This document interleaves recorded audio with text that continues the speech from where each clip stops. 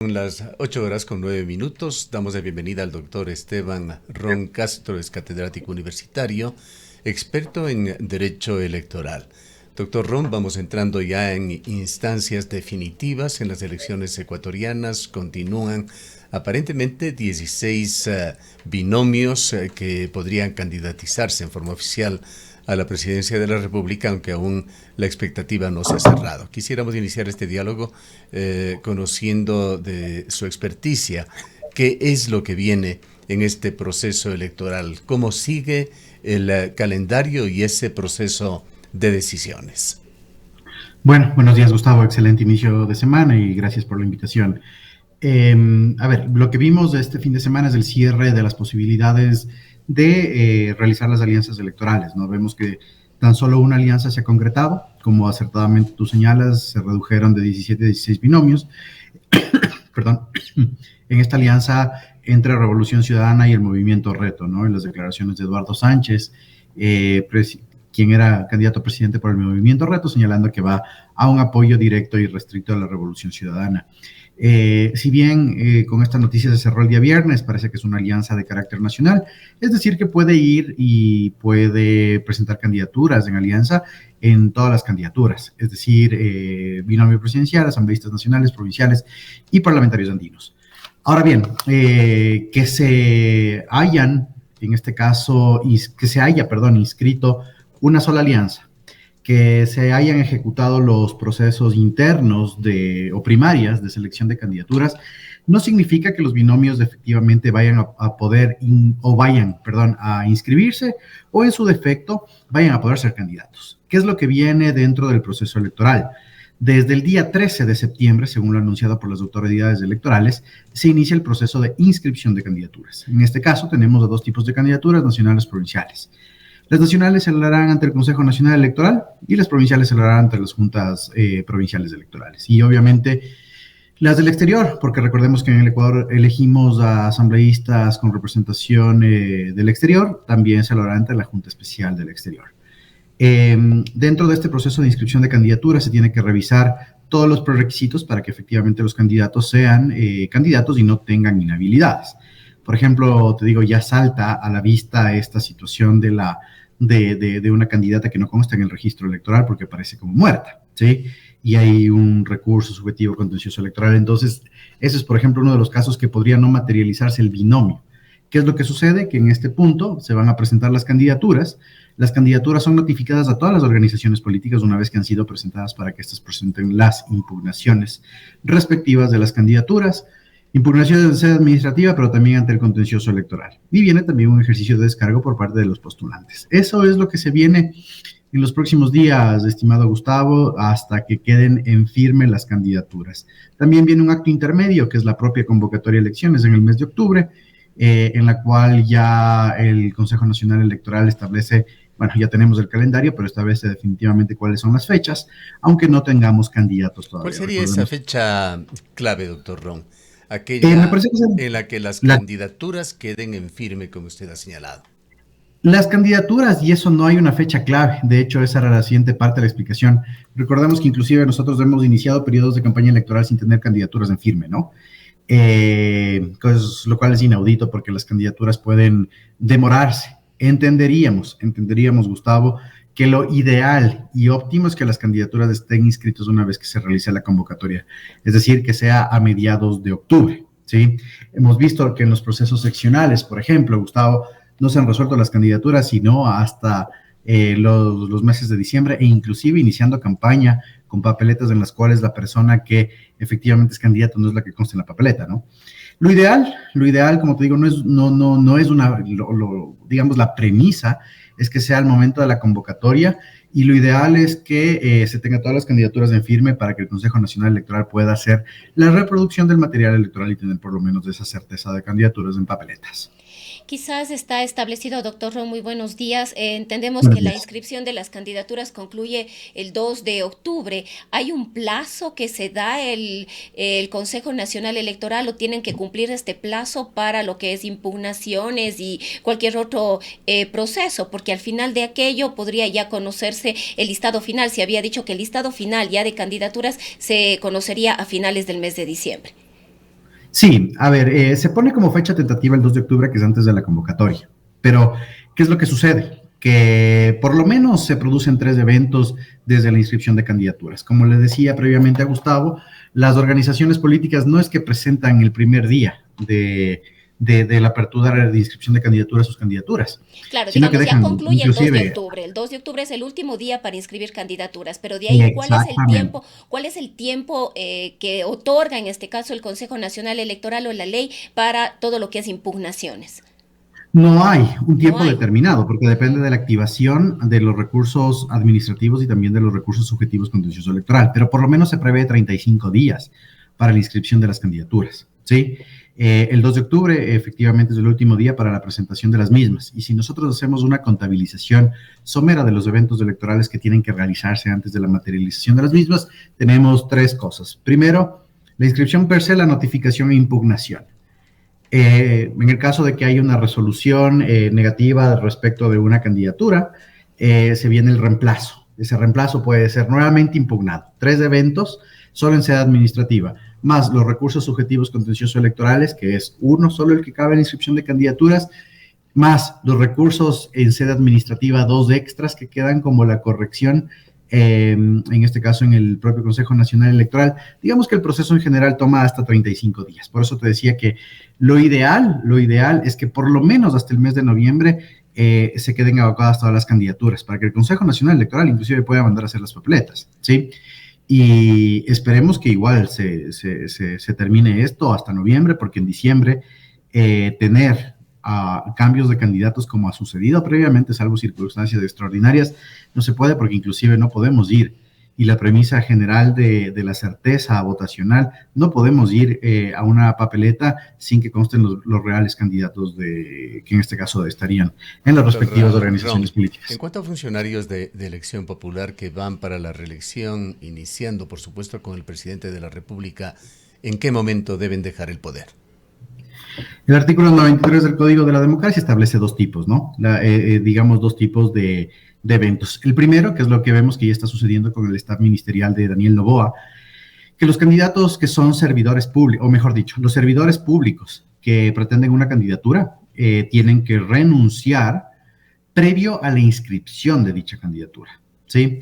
No hay, pues, en este caso, una norma que establezca que ellos tengan que pedir licencia sin remuneración ni nada por el estilo. Ellos renuncian a sus respectivos cargos antes de la inscripción de la candidatura, repito, ¿sí? Y los servidores públicos, que también son, en este caso, producto de un proceso electoral y que opten por la reelección al mismo cargo, tienen que pedir licencia sin remuneración desde el momento en el cual inicia la campaña, y en este caso se procedería con las subrogaciones constitucionales o legales según correspondiese. Ya creo que agotado está el tema de que Verónica Abad le corresponde la vicepresidencia de la República, y en el caso de asambleístas a sus respectivos alternos. Ahora, es público y notorio este tema que lo hemos conversado en varias ocasiones con usted, pero que se va a ir volviendo un tema cada vez más importante y es un tema permanente en estas elecciones, Verónica Abad. Recordamos aquellas declaraciones hechas en Radio Sucre por el presidente de la República el 8 de julio, en el que decía que Verónica Abad va a dejar el cargo por decisión propia. Repitió de diversas maneras frases como ella se va a salir solita, lo dijo Noboa. Lo acaba de decir en una entrevista aquí uno de sus representantes en el ASOE, quien acaba de dejar la dirigencia de ADN en ASOE, Diego Matovelle, asambleísta, que iría también, me parece que en la lista nacional para reelección. Lo repitió en esta emisora, aproximadamente los mismos conceptos dados por el presidente de la República. ¿Qué es, en su criterio, lo que podría pasar con respecto a Verónica Abad? Y de hecho también, Gustavo, hay que aunar las palabras del viceministro de Gobierno, ¿no? Quien también ha dicho que la señora Abad sale del ejercicio del cargo de vicepresidenta previo a la candidatura. Mira, las únicas formas, y ahí sí hay que señalar bien claro, las únicas formas por las cuales una o un vicepresidente pueden dejar de ostentar su cargo público son las mismas que se establecen para el presidente o presidenta de la República. Primero, que es un caso de muerte, una renuncia, ¿sí? Cesación de funciones, pero solo a través de juicio político, ¿sí? No es que el Tribunal Contencioso Electoral podría, en este caso, destituir a la vicepresidenta, ¿sí? Destitución por censura con juicio político. Y la otra, que es la pérdida de los derechos de participación política. Yo, el único escenario que veo para una pérdida de los derechos de participación política por parte de Verónica Abad o suspensión de los mismos es el tema del Tribunal Contencioso Electoral por la denuncia presentada por Juan Esteban Guarderas, ¿sí?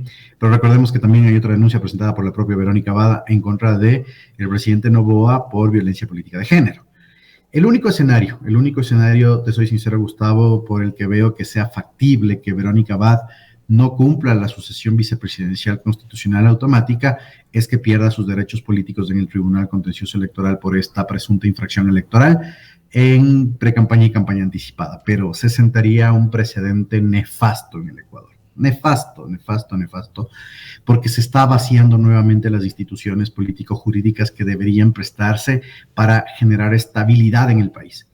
Más o menos, Gustavo, lo que pasó con el juicio político. El juicio político ahora es una herramienta de extorsión, es una herramienta para molestar a los rivales, para quitarles tiempo e inclusive para incomodar el ejercicio de sus funciones. Las infracciones electorales están siendo utilizadas para exactamente lo mismo en el Tribunal Contencioso Electoral. Creo que el Tribunal Contencioso Electoral todavía está a tiempo de frenar este vendaval de organización, de denuncias de infracciones políticas. Pero solo digo una cosa. Digamos que Verónica Abad presenta es sancionada por el Tribunal Contencioso Electoral. Tiene doble instancia este tema en el propio Tribunal Contencioso Electoral, ¿no? Si es que se va a operar políticamente, le veo bastante complicado. Además, digamos que después del remesón en el Tribunal Contencioso Electoral, los jueces se van a cuidar mucho de garantizar la seguridad jurídica y la garantía de la motivación. Y recordemos que todas las decisiones del Tribunal Contencioso Electoral, inclusive, son sujetas a acciones extraordinarias de protección en la Corte Constitucional. Entonces, que extrapoladamente con una sanción desproporcionada se merme los derechos de participación política o se pretenda destituir a Verónica Abad por un hecho de precampaña electoral cuando candidata a la alcaldía de Cuenca, bien complicada. Pero también, claro, ahí no sabemos qué intereses habrán, pero como siempre digo, los jueces hablan con sus sentencias. Y también digo que en el caso de que esto suceda, prepárense para el vendaval de infracciones electorales que presentarán en contra de Daniel Noboa como presidente candidato. Esa es la única opción que veo, estimado Gustavo. En lo que se refiere a campaña anticipada, ¿qué es lo que debería estar haciendo ya el Consejo Nacional Electoral y eventualmente el Tribunal Contencioso Electoral? A ver, el Tribunal Contencioso Electoral en cuanto a campaña en cuanto a pre-campaña y campaña anticipada no puede hacer absolutamente nada, salvo recibir las respectivas denuncias por las infracciones electorales. El Consejo Nacional Electoral en este momento debería ya implementar el sistema de monitoreo. Sí, recordemos que dentro de los presupuestos electorales, y es algo que siempre las autoridades del CNE torean cuando se les pregunta. De hecho, en preparación a esta entrevista veía una entrevista televisiva de una de las autoridades electorales que le preguntaban justamente el tema de pre-campaña y campaña anticipada en redes sociales. Y la única explicación es: no tenemos regulación. No, señor, aquí hay regulación. Y la regulación no siempre viene de una ley o de la Constitución, también viene de jurisprudencia. El Tribunal Contencioso Electoral ha establecido claramente que en redes sociales también se puede realizar pre-campaña y campaña anticipada. ¿Qué es lo que debería estar haciendo el Consejo Nacional Electoral? Ya tiene una lista de posibles binomios, ¿sí? Debe implementar el monitoreo de las actividades de estas personas que posiblemente van a ser binomios. Y en el caso de materializarse sus candidaturas, en primer lugar, todo este acto de pre-campaña y campaña anticipada tiene que ser imputable a su gasto electoral. Y segundo, si es que efectivamente se sale de los parámetros establecidos de imputación, presentar las respectivas denuncias de manera inmediata. Porque hemos visto que el CNE también denuncia cuando sí lo conviene. Bien, para finalizar, doctor Ron, ¿cómo se perfila la institucionalidad para el próximo gobierno? ¿Hay procesos que se están siguiendo en la Corte Nacional de Justicia para el nombramiento de jueces? En alguna medida todo lo que pasa allí en el Consejo de la Judicatura, o de eso depende esa presidencia del señor Swing en la Corte Nacional de Justicia. Se van a elegir también jueces constitucionales para una reestructuración parcial de la Corte Constitucional. Hay un proceso para elegir vocales del Consejo Nacional Electoral. Está ese proceso también que llevará a la elección de un nuevo fiscal general de la Nación. Justamente, como tú dices, el sector justicia tiene un cambio trascendental el próximo año, ¿no? Vemos que hay una renovación obligatoria de jueces de la Corte Nacional de Justicia. Vamos a ver qué sucede con ese concurso, que ya por lo menos se tiene luces respecto a qué es lo que debería suceder y por la suspensión propia del mismo hasta que tengan los informes de estas comisiones técnicas. Por ahí creo que faltó algo de prolijidad en el propio Consejo de la Judicatura porque se suspende todo el concurso, pero existieron ciertas salas que no tuvieron nada de ningún tipo de vicisitud o no tuvieron ningún tipo de inconveniencia. Entonces, tal vez lo sano hubiese sido continuar con la renovación de esas y suspender en las cuales habían dudas razonables. Pero digamos que el concurso de jueces se prevé que se termine por lo menos hasta diciembre de este año. Obviamente, ese nombramiento de nuevos jueces hace que se reelija el presidente de la Corte Nacional de Justicia. Entonces, veremos cuáles son los candidatos porque es una actuación administrativa interna de la Corte. Segundo, el propio Consejo Nacional de la Judicatura, no, mejor, hablemos antes de otra cosa, de la fiscal. Fiscalía tiene que renovarse. Recordemos que el propio Consejo de Participación Ciudadana está ya generando las opciones de un reglamento. Ya suenan inclusive posibles candidatos para dicho cargo, lo cual también genera otro remesón, ¿no? Tenemos a la Corte más alta de justicia en materia ordinaria, tenemos al organismo persecutor también cambiando de máxima autoridad, tenemos al propio Consejo Nacional de la Judicatura que va a cambiar, porque recordemos que el nombramiento del presidente Godoy es solo hasta febrero, me parece, del próximo año, y la Corte Constitucional que se tiene que renovar con 1/3 de sus jueces. Ahora bien, todo el sector justicia faltaría ahí, y de hecho podrías decir que el Tribunal Contencioso Electoral también tiene que renovarse, ¿no? Entonces, primero, las 3 altas cortes y las 3 cortes de cierre en materia jurisdiccional en el país se tienen que renovar. Segundo, el órgano prosecutor. Y tercero, el administrador de la Administración de Justicia. Entonces, el sector justicia va a quedar, digamos que en una inestabilidad prolongada mientras se den este tema de los cambios.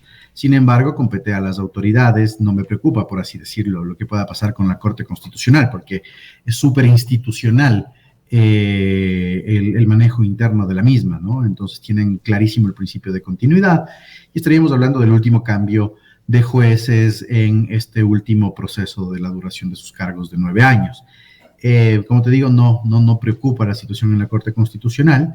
La Corte Nacional de Justicia sí preocupa por cuánto pueden haber intereses políticos, ya sabemos los casos fuertes que están sonando, purga, metástasis, plaga, etcétera. Y finalmente, el Consejo de la Judicatura debería ser lo que más nos preocupe, Gustavo, porque el Consejo Nacional de la Judicatura lo que necesita es continuidad de una vez y por todas las razones para que efectivamente lleguen a buen puerto un montón de procesos que le hacen falta para recobrar este tema de institucionalidad y confianza en la administración de justicia. Los jueces de las Cortes Nacionales, recordemos que a la par tenemos una renovación de jueces de todas las instancias provinciales y de primera instancia, y al mismo tiempo el tema del expediente electrónico. Entonces, sí o sí, se requiere por lo menos de estabilidad en ese órgano, creo que es el de mayor importancia, porque las otras instituciones están dotadas de cierta institucionalidad que tranquilamente nos hace respirar. Eso sería el análisis, Gustavo. Bien, le agradecemos mucho por habernos acompañado, doctor Ron.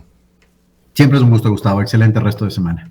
Declaraciones del doctor Esteban Ron Castro, catedrático universitario, experto en Derecho Electoral. Son las 8:27.